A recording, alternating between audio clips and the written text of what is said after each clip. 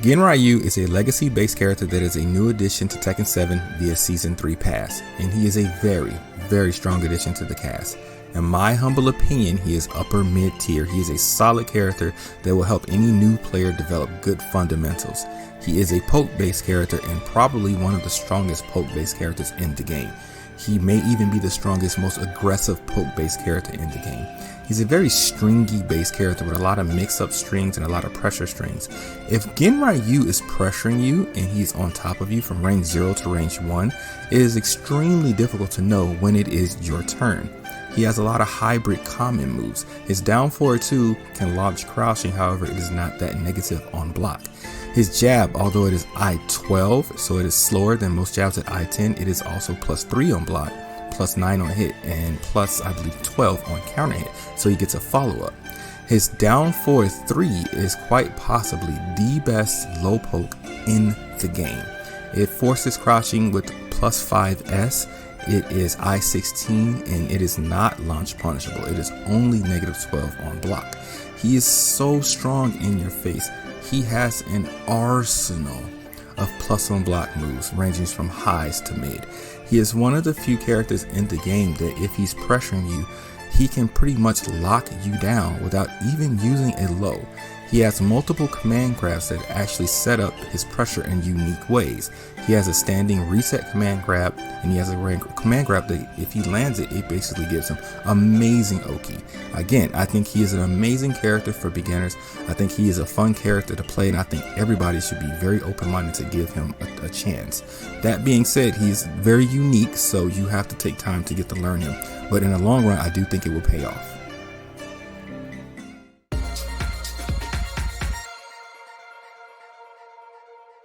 So as you guys just saw, this is a Tekken 7 beginner's guide for Ganryu, and it's a 3-part segment, 3 videos. Part 1 is going to go over key moves in the neutral. Part 2 is going to be focused on situational moves, crouch status moves like while standing moves and full crouch moves.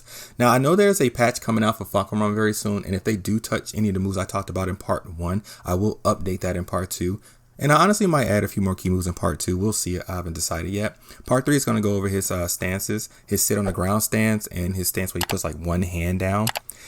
Yeah, that's pretty much part 3. And if you look in the description, there will be button notation and timestamps if you guys actually want to move around. And like I said, this is a beginner's guide, so I'm not going to cover everything. Just things that I think are very important for beginners, and hopefully intermediate level players will get something from that too. And at the end of every single segment, there will be tips and suggestions to kind of help you guys get off to a good start. Yeah, that's it. Let's get started. Now, we do have to talk about the elephant in the room, and that is Ganryu's 12-frame jab. Ganryu does not have a generic 10-frame jab or 10-frame strings. Typically, a jab is I-10, +1 on block, +8 on hit, and +8 on counter hit. I do think Asuka is a little bit different. I believe Asuka is -2 on block, and I don't even think Jack has a I-10 frame jab. I think Jack's fastest jab is I-11, but my point is normally a jab is the fastest move in the game. Well, normally anyway. Some really common things you're going to hear people say about Ganryu is that Ganryu is really slow, and there's some validity to this. It really is. So at a high level, I'm going to go over 2 like pressure based examples that could easily make someone feel like Ganryu is slow. Look at the screen here. Jin is a great example for the first part. He has a lot of I-10 strings, and obviously because the first attack is 10 frames, it's a pretty good string to actually interrupt another character's string. A lot of these are not NCs, which means they're not natural combos, but a lot of these are NCCs, which means they're natural counter hit combos. So he's a good character in my opinion against Ganryu. The last example I want to show are characters that have fast standing counter hit launchers, like really good magic 4s. All of these characters have I-11 magic 4s, which is faster than his I-12 jab. And there's more depth to this, but overall Ganryu is fine. He has enough tools to make up for this, but I did want to make you guys aware of this so you can play him accordingly. Now, despite his jab being 12 frames, Ganryu does have an I-10 frame block punisher. That is his back 1+2. Unfortunately, the damage is not anything to brag about, but it is a headbutt, and that is a good thing because most characters in the game cannot reverse or parry this move. This move is -13, guys. Please do not abuse this move. It should be used as a block punisher for situations for guaranteed follow-ups, when you know the string someone's using has a gap in it. If an opponent, and this is situational, opponent is pressuring you a lot and you're trying to get them off you, you can use it as a panic move. And again, situational, maybe if somebody's abusing a reversal, but besides that, don't use this move. Now, if you land his headbutt on counter hit, you can get a guaranteed follow-up with his forward 3+4, which is very similar to Fang's back one into his shoulder. This does really good damage, and it makes his headbutt a lot more scarier as a panic move, in my opinion.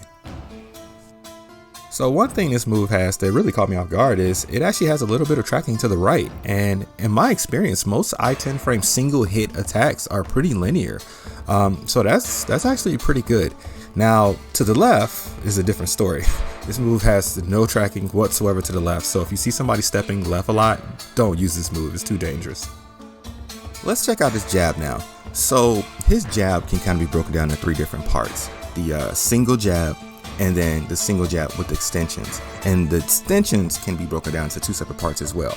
Now on hit, his single jab, outside of it being I-12, is +9, which is very similar to a regular jab being +8. So I mean, that is a little bit more of a benefit, but not that big of a deal.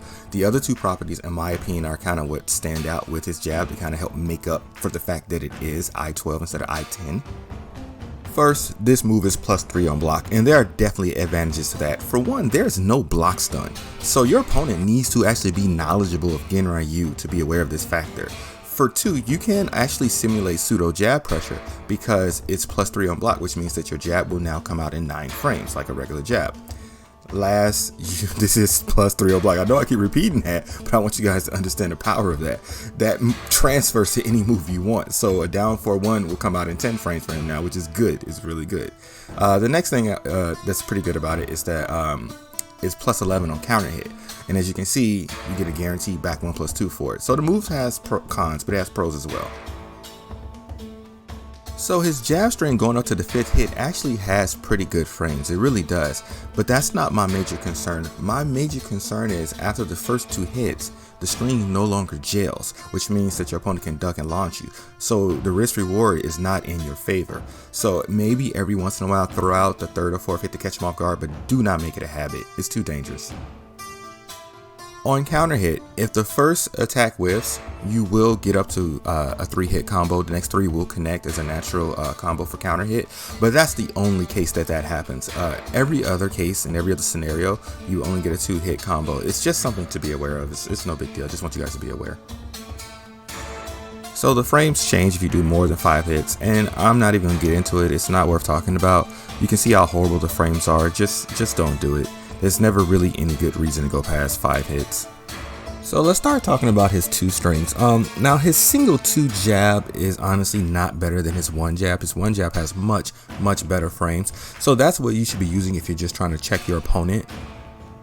His 2-1 string, in my opinion, is pretty good. The damage isn't that great, but the frames are actually pretty good. I mean, +8 on hit, it is a natural combo, -3 on block, and despite him being a big character, he has some pretty good movement.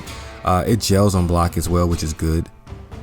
So 2-1 can actually go into his stance, and the frames get even better. As you can see, 2-1 on hit is +12.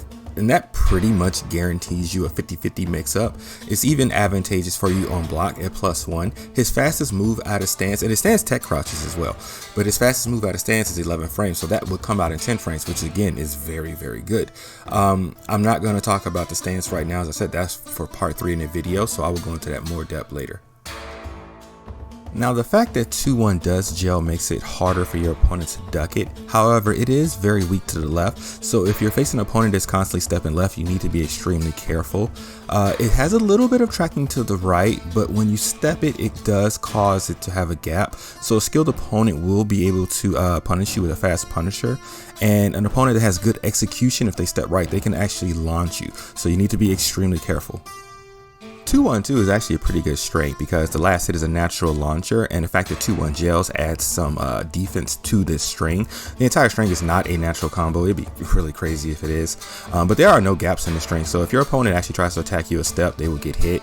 And if you see here, you can delay the string a lot. Now, if you choose to delay the string, obviously you're opening up yourself to the fact that your opponent can interrupt you. So that's just something you have to work your own personal mind games with. So just basically be careful. It's only negative 11s on block, which means that the opponent can only get a dick jab or a while standing 4. So you're not taking a lot of damage. On counter hit, if the first hit whiffs, then it will become a natural combo. And remember that you can go 2-1 to stance, and that adds some more depth to the mind games here as well. So finishing off the 2 extensions is the 2-4 string. Now, this string is not a natural combo. Even on counter hit, this string is not a natural combo, which is a little shocking to me. Now, if you land the 4, that is -1, which is pretty good frames for a low. And if you block the 4, it is -12, so you can't be launched for it. If you land the 4 on counter hit, it is a launcher, which is very good. My biggest concerns about this string, honestly, is the fact that it is no 50-50 mix-up. 2-1 is high-high, and 2-4 is low-low. But if you look on the screen here, I'm actually trying to interrupt the string, and I can't do it. And I can't sidestep the string in either direction. I can't sidewalk in either direction. To beat this string, you have to low parry it, and that does beat both options. So be careful, don't abuse the string. We're going to talk about down 4 next because we just finished the 2-4 string and it's a similar animation. Now you can see the properties are a little bit different. -3 versus -1. It's still a counter hit launcher. It has pretty good range, and being I-21 is barely reactable in most cases. The real problem is that it's -14, and unlike -12, a lot of characters in the game can actually launch this, as you see so you need to be very careful about that. So what I want to show you here is that down 4 actually has some pretty legit tracking to both sides. That being said, is very linear to sidewalking. So if an opponent sidewalks left or right, it will completely whiff. So if you're facing an opponent that has good movement, be very careful because it could get you blown up.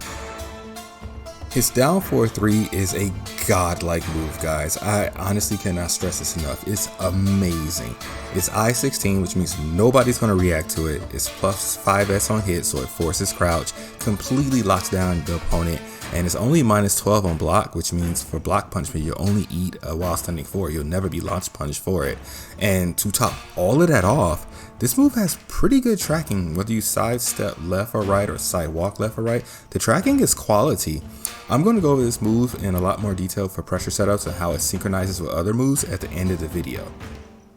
Forward 1+2 is an amazing move. It's I-13. In most cases, you'll probably only get it in I-15. But if you actually have the execution, you can get this in I-14, which is very good. On block, this is -8, so it's completely safe. It's a decent whiff punisher, and it has really good tracking, whether you're sidewalking or sidestepping in either direction. The tracking is very good. Honestly, the only bad thing I can think about this move is that it is a high. That's it. Ganryu's down 4-2 is a hybrid down 4-2. Now, as you can see, it is I-16, which is not good because typically a down 4-2 is I-15, and that's kind of like the standard launch punisher frames. But it has 3 properties, in my opinion, that more than makes up for this. Now, when you think about down 4-2s, you kind of split them up into 2 categories. Paul is in one category. Paul's down 4-2 does not launch crouching. However, Paul's down 4-2 is safe on block, which means that Paul can just throw his down 4-2 out there and he doesn't have to worry about being punished, and he has good evasive properties. Shaheen's down 4-2 is in the same category. It's also safe on block. Then you have characters like Jack. Jack's down 4-2 does launch crouching. And then Josie falls in the same category with Jack. Her down 4-2 launches crouching as well. However, again, Josie's and Jack's down 4-2 is not safe on block. They're -13 on block. So these down 4-2s can be punished very heavily, so you shouldn't just throw them out there. Now, Ganryu's down 4-2 also launches crouching, but Ganryu's down 4-2 is -11 on block, which means that for worst case scenario, you're only going to eat a I-10 frame punisher, and that's good for a move that is a launcher. So to add more depth to Ganryu's down 4-2 is that it has extensions. So now you have a layer of mind games to a launcher that is only -11 on block. That is amazing. So your opponent needs to decide if he wants to punish down 4-2 or if he wants to wait to see if you have extensions, if you add the extensions. And the extensions cannot be interrupted. So that's really good. That being said, if your opponent does block down 4-2 and read the 1-2, he can duck you and he can launch you for it, so you do need to be aware of that. But it does add more defense to his down 4-2. So the last thing about Ganryu's down forward 2 that I think makes it really good is you see here, if Ganryu throws out his 1-2 extension, he still gets a launcher. And that is crazy, consider the fact that he can choose either of the mind game process there and still launch you. It also has the in-app defense built into it of the 1-2 gelling. If you go past the 1-2, it doesn't gel. So just like the one string I said before, you need to be very careful about that.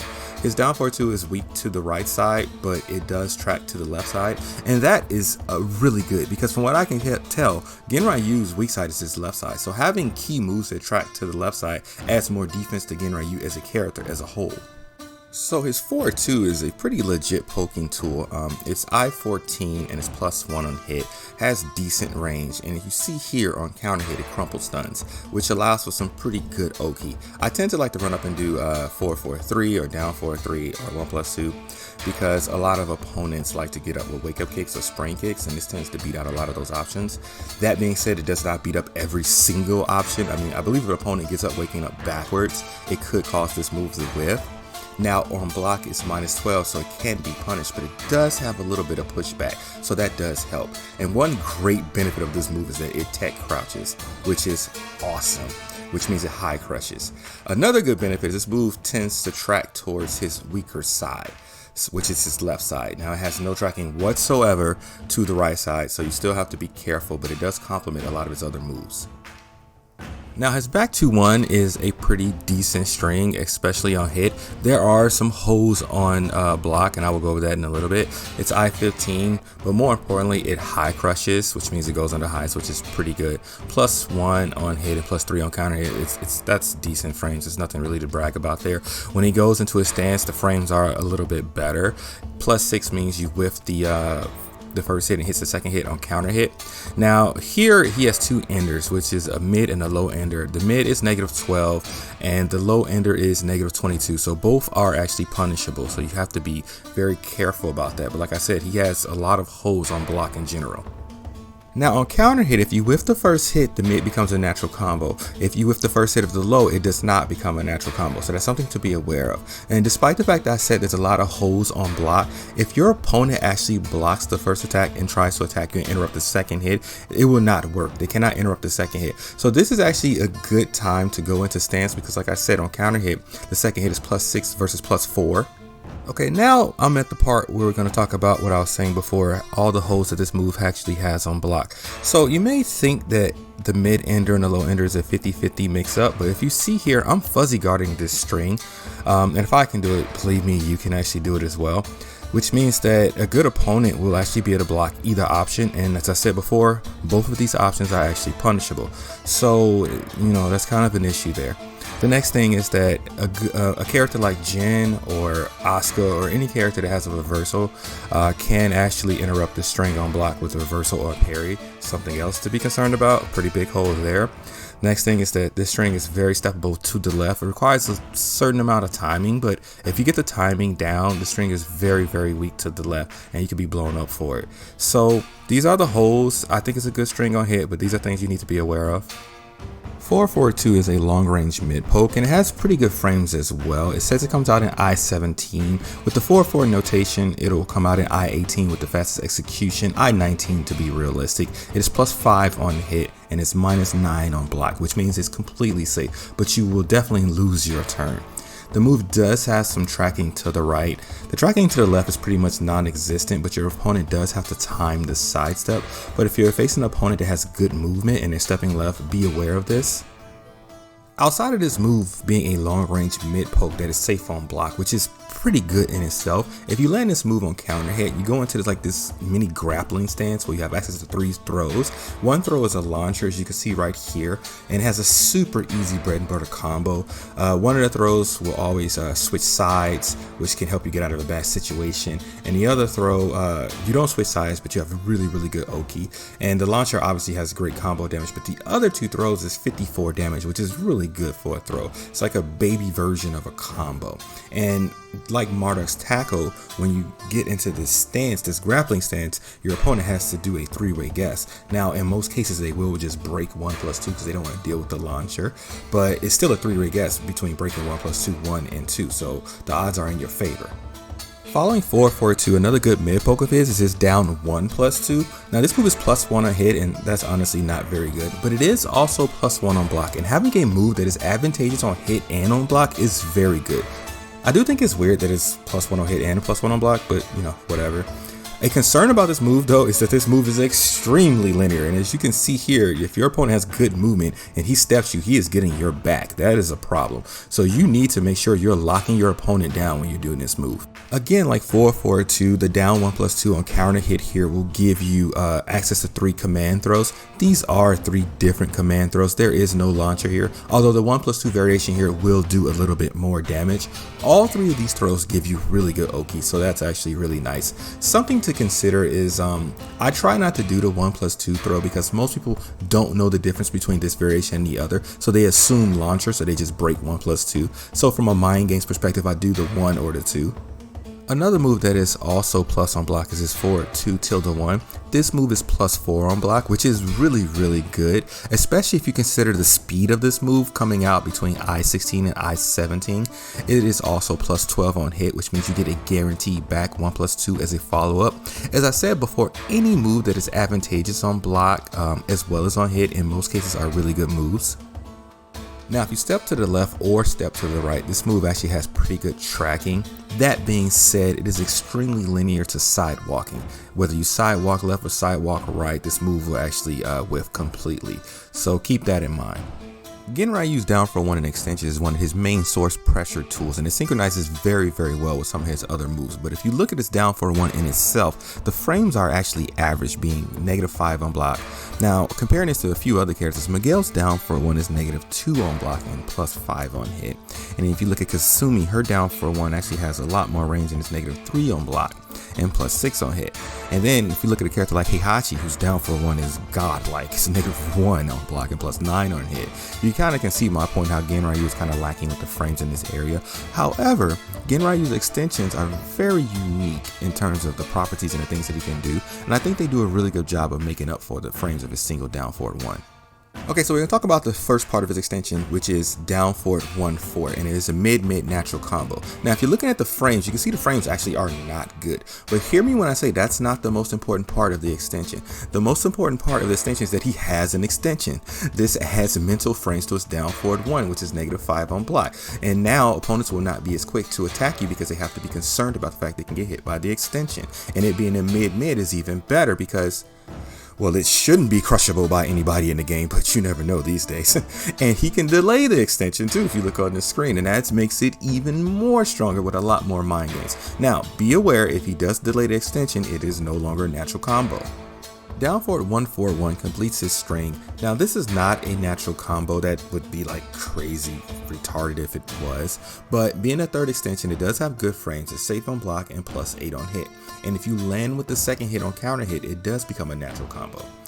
Now, if you look at the screen here, you'll see that he can delay every single hit of this string, and in sequence. Just for clarification, you can do that in sequence, and that is crazy good. Very few characters in the game can do that. King can do it with his forward 2, down 1-2. Lei can do it with his infamous Razor Rush, which is like crazy on top of crazy because it's like a 5-hit string.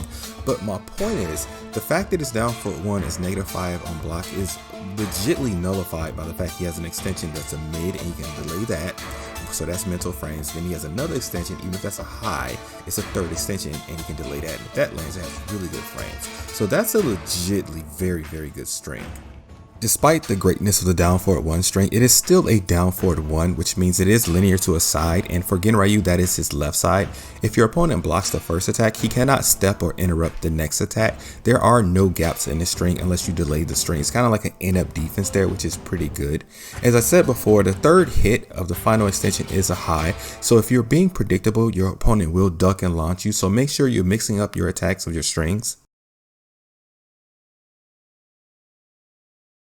We're actually going to talk about something I didn't cover in the video. Now, this is the only time we're going to do this. We're going to talk about implementing his conventional 1+2 command throws. Now, we did talk about his command throws in the video, but those were not conventional. Those were from his stance. If you don't know the difference, please check out my beginner's guide to throw breaking. I break that down in pretty good detail.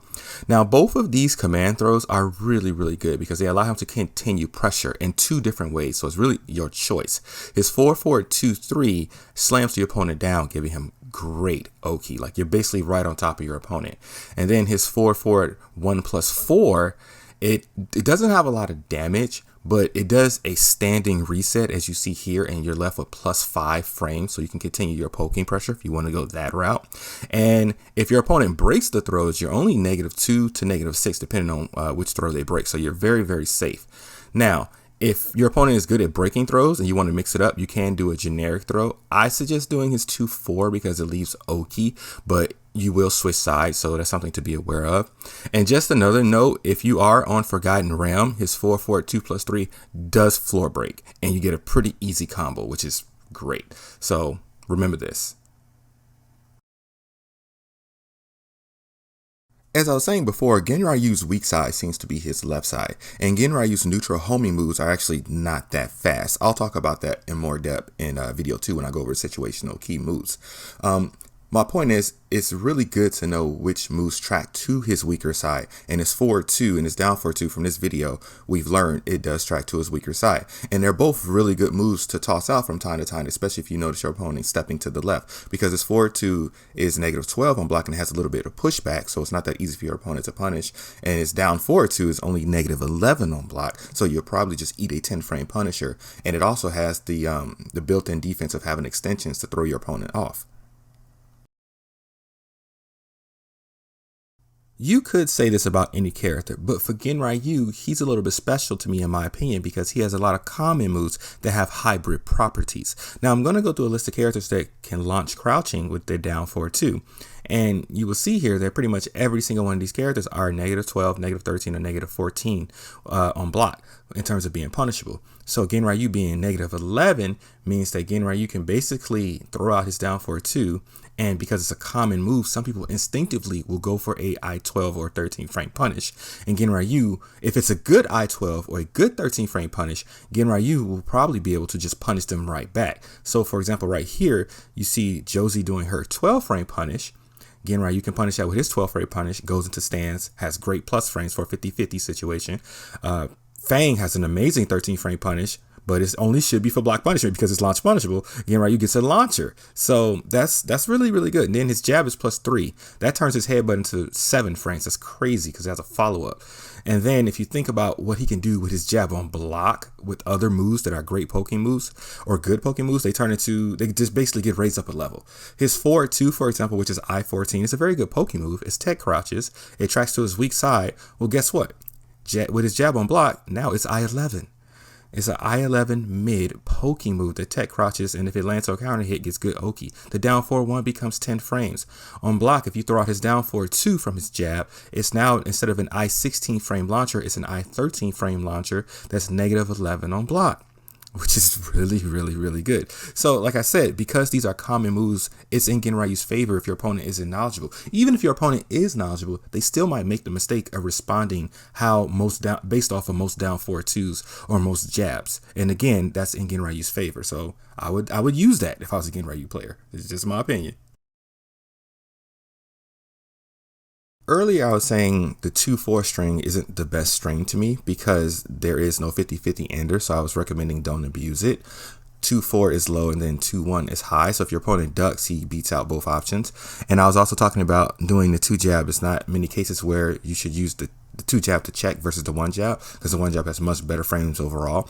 Well, playing a good opponent, they can tell the difference of the animation between the 2 jab and the 1 jab, and 2 is +1 on block. So in this case, I do think using the 2 jab to check is good because if you do 2-4, that's a low, and if you do 2 down forward 1, that is a mid, and the down forward 1 will come out in 12 frames because of the +1 of the 2. That's actually pretty good. It's like a pseudo mix up here. And if they block the down forward 1, it's safe, and if they block the 2-1, is extremely safe. So this is a case where I actually think it's okay to do that and throw it out from time to time. Last and final tip is me giving you guys suggestions for his mix-up pressure. And the cornerstone of that pressure, of course, is his down forward 1 and his down forward 3. Basically a 50-50 mid-low option here. So I've talked about how godlike his down forward 3 is. I'm not going to get into that, but just remember that it has pretty decent tracking to both sides. So this will help lock down your opponent's movement. And for his down forward 1, make sure you're using his extensions. If you don't want to use the third extension because it's a high, that's completely fine. But use the 4th extension from time to time because it's mid-mid. And make sure you're delaying those extensions for mental frames. Use his forward 2 as well because, as I said multiple times, his forward 2 tech crouches is I-14. And probably just as important, his forward 2 tracks to the opposite side of his down forward 1. So that will also help lock down your opponent's movement. Now, 3 more moves I want to talk about. All 3 are advantageous on block. So these are good moves to implement for pressure 2, and they all are decently fast. His jab, which you see me doing right here, I've talked about that multiple times, +3 on block. His down 1+2, which is +1 on block, but this move is I-16. So in a lot of cases with the pressure you're doing in the frames, this is going to come out a lot faster than I-16. And on counter hit, this move, remember, takes you to his little stance that gives you access to 3 command grabs. Now, if you're doing this correctly and you're reading your opponent and you're locking your opponent down, start doing his forward 2-1, this move right here, because this move is +4 on block and it's I-17. And if you land this move on hit, you get a guaranteed back 1+2. And just like it's down forward 3, this move tracks to both sides as well pretty decently. You can sidewalk it, but it has decent tracking. So you basically have a standing move that kind of locks your opponent's movement down and a low move that locks your opponent's movements down, which is pretty good. Now for beginners, this is pretty much more than enough moves to get you guys started. And hopefully for intermediate, I kind of gave you guys a little more depth to your pressure. And that is it for my Ganryu's Part 1 Beginner's Guide and Tutorial. I hope you guys liked it. Hope you enjoyed the suggestions and tips. This is Acid Light. You guys take care.